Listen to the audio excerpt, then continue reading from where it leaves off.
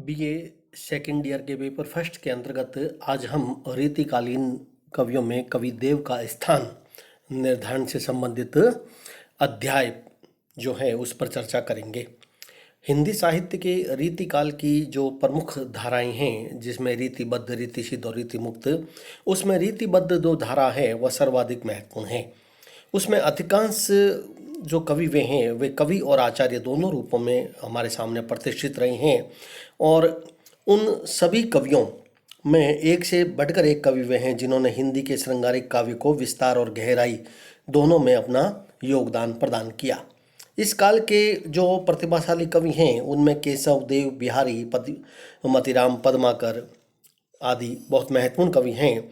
और सामान्यतः पहली बार हिंदी साहित्य में एक ऐसा प्रश्न हमारे सामने खड़ा हुआ था कि देव और बिहारी इनमें से श्रेष्ठ कौन है, और इसी से संबंधित अन्य प्रसंग भी फिर जुड़ते गए कि रीतिकालीन कवि में फिर आखिर देव का स्थान कितना महत्वपूर्ण है।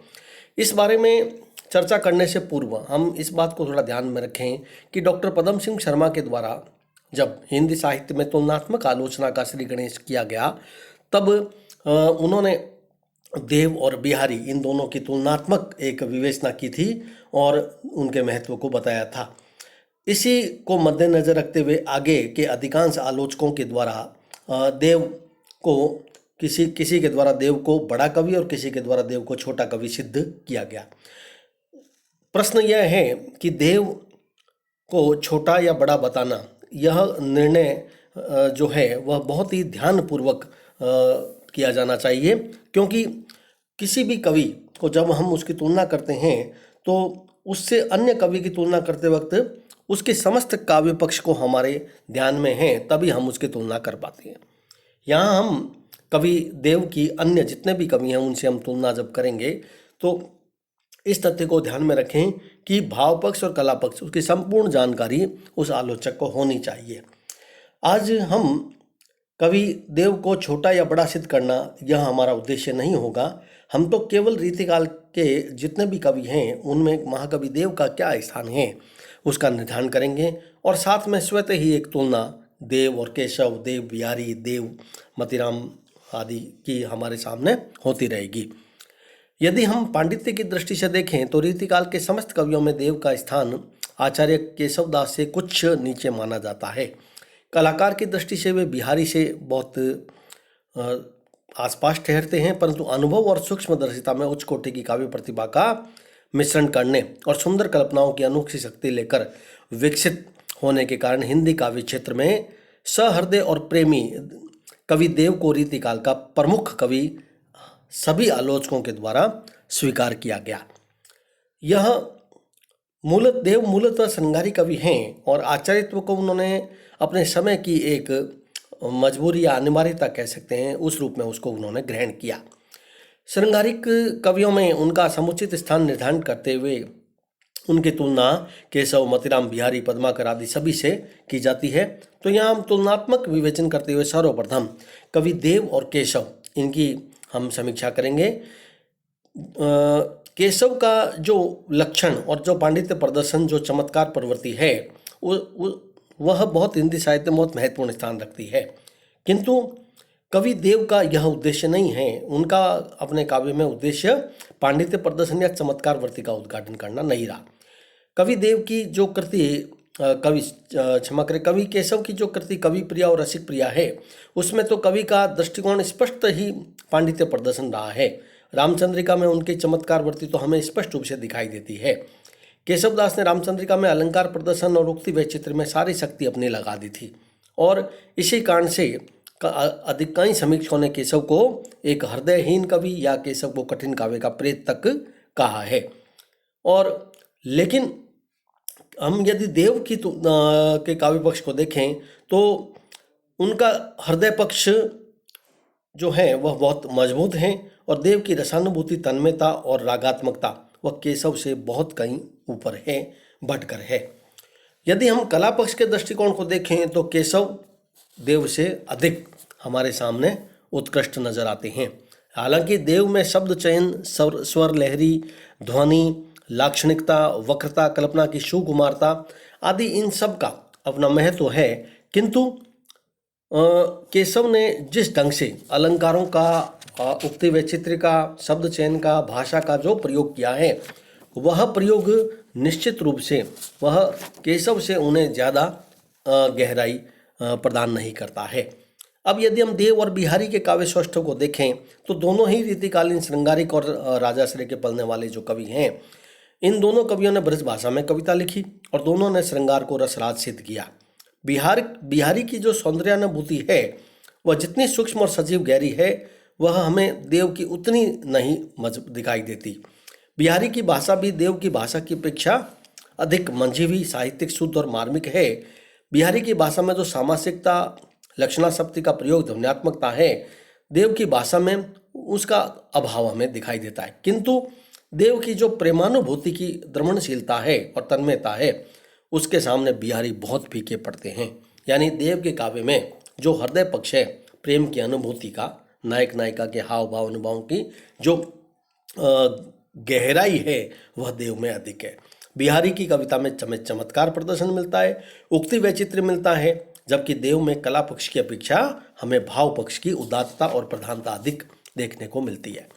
देव पूर्णतया रसवादी कवि हैं और रीतिकाल में पूरी तरीके से हृदय पक्ष या भाव पक्ष को महत्व देने वाले कवियों में देव का स्थान इसी कारण से सर्वोपरि है, जबकि बिहारी एक चमत्कारवादी कवि रहे हैं। इस दृष्टि से देखें तो देव के काव्य की आत्मा बिहारी के काव्य की आत्मा से अधिक स्वस्थ और उत्तम और उदात्त जान पड़ती है। देव के काव्य में हृदय पक्ष की प्रधानता है, यही कारण है कि वह पाठक को हृदय पक्ष को प्रभावित करते हैं, जबकि बिहारी के काव्य में हृदय पक्ष की अपेक्षा कल्पना का जो चमत्कार है, उससे पाठक की जो मस्तिष्क है उसको झंकृत करना, उसकी बुद्धि को चमत्कृत करना, यह बिहारी का उद्देश्य रहा है। जबकि देव का उद्देश्य कविता की भावना की प्रधानता को ध्यान में रखकर अपने काव्य सर्जन करना रहा है। बिहारी ने अपने काव्य में दोहा छंद का प्रयोग किया और उसी में गागर में सागर भरने का सफल प्रयास किया, जबकि देव ने अपने काव्य में कवित, सवैयों का घनाक्षरी छंदों का प्रयोग किया। ये सभी छंद दोहों से प्राय 2-3 गुना अधिक बड़े होते हैं और इस दृष्टि से देखें तो अधिक जो एक कवि के रूप में देखें तो बिहारी देव से अधिक श्रेष्ठ कवि सिद्ध होते हैं। अतः अपनी भावनाओं, क्योंकि भावनाओं को व्यक्त करने में यदि हम देखें तो पर्याप्त गुंजाइश है, वह देव को अधिक मिली।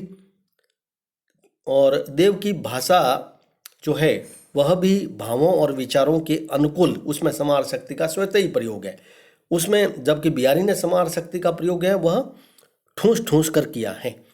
अलंकार प्रयोगों में बिहारी ने बहुत जबरदस्त चमत्कार दिखाए हैं।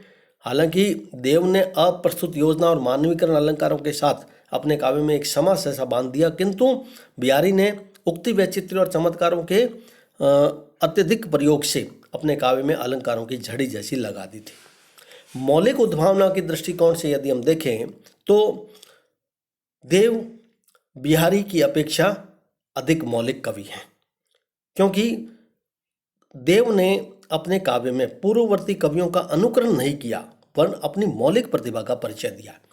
देव के काव्य में छंद भंग, व्याकरण दोष, काव्य दोष हमें कम देखने को मिलते हैं। उन्होंने भाषागत और छंद निर्माण संबंधी प्रयोग अधिक किए, लेकिन वे लोकप्रिय नहीं हो पाए थे। जहाँ तक नीति और बहुज्ञता की बात है तो उसमें बिहारी जरूर आगे हैं, क्योंकि बिहारी ने अपने काव्य में जो एक बहुज्ञता का प्रदर्शन है वह अधिक हुआ है, जिसमें राजनीति, लोकनीति, लोक व्यवहार, कूटनीति, ज्योतिष, गणित, दर्शन आदि लगभग सभी विषयों का समावेश बिहारी के काव्य में हमें मिल जाता है, जबकि देव में ऐसा नहीं है। देव के विशेष रूप से देव ने अपने काव्य में जो श्रृंगार का संयोग और वियोग पक्ष है और नायक नायिकाओं का जो वर्णन है उस पर उनका ध्यान अधिक गया है। यहाँ बिहारी और देव के जो तुलनात्मक विवेचन है थोड़ा सा मैंने विस्तृत इसलिए करवाया है क्योंकि देव और बिहारी की तुलना अलग से भी कई बार परीक्षा में आपसे पूछ ली जाती है। तो आप इस बात को विशेष रूप से आप ध्यान में रखोगे कि हिंदी में देव और बिहारी की श्रेष्ठता को लेकर विवाद कई वर्षों से चला और जिसकी शुरुआत पंडित पदम सिंह शर्मा, लाला भगवान दीन आदि के द्वारा की गई, किंतु धीरे धीरे यह आगे आधुनिक काल में भी चलती गई यह।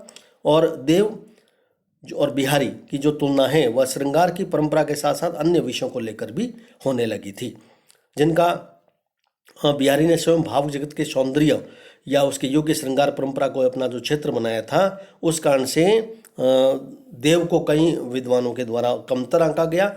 लेकिन वास्तविकता यह है कि देव और बिहारी दोनों का ही काव्य अपनी गहराई में बहुत अधिक उत्कृष्ट जान पड़ा है हिंदी साहित्य में। अब हम इस तथ्य को देखें कि देव और बिहारी के अलावा देव की हम अन्य किन किन कवियों से तुलना करके हम इस रूप में इस प्रश्न को हम इतिश्री कर सकते हैं कि देव का रीतिकालीन कवियों में कितना महत्वपूर्ण स्थान है। तो पूर्व में जो देव और बिहारी, केशव और देव, ये दो तुलना मेरे द्वारा जो की गई है, अब उसके पश्चात देव और मतीराम, देव के साथ साथ साहित्य के जो अन्य कवि हैं जैसे पद्माकर, इनसे भी हम थोड़ी चर्चा करेंगे इनके आपस में। उसके पश्चात हम इस प्रश्न की समाप्ति करेंगे। तो अगले अध्याय में मैं देव मतीराम, देव पद्माकर, इन पर चर्चा करूंगा।